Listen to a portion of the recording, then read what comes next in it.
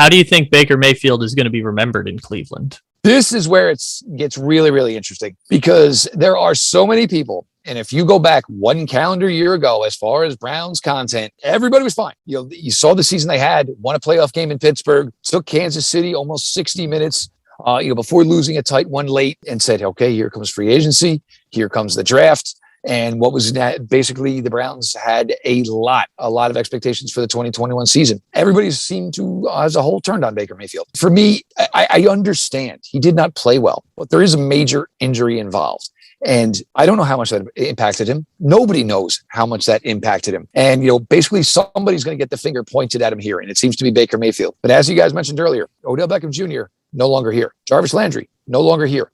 Austin Hooper, no longer here. They were supposed to be the top 3 targets for Baker Mayfield in 2020, in 2021. It didn't work out. They threw everybody out of the building, got rid of them all. So yes, you want to point a finger at Baker Mayfield. That's fine. But nobody won here. They moved on from all 4 of them. For me, I started covering the Browns with this podcast in 2017. Basically, most of the content was on Friday. We did a pregame show. The Browns are going to get their butts kicked this weekend. Here's why. Monday, we came back with the Browns got their butts kicked this weekend. Here's why.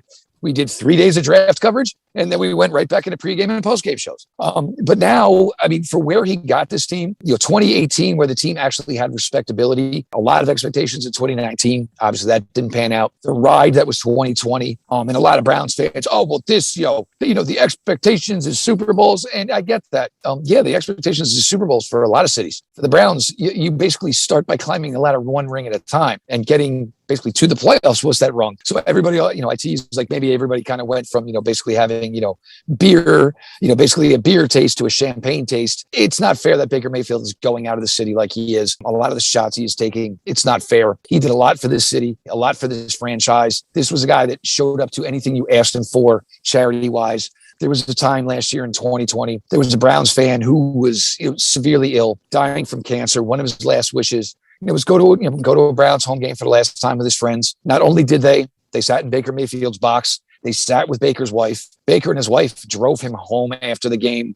For me, the way it's going down like this and the way he's going out, it doesn't sit right for me for all the accomplishments that he did do for his time in the city.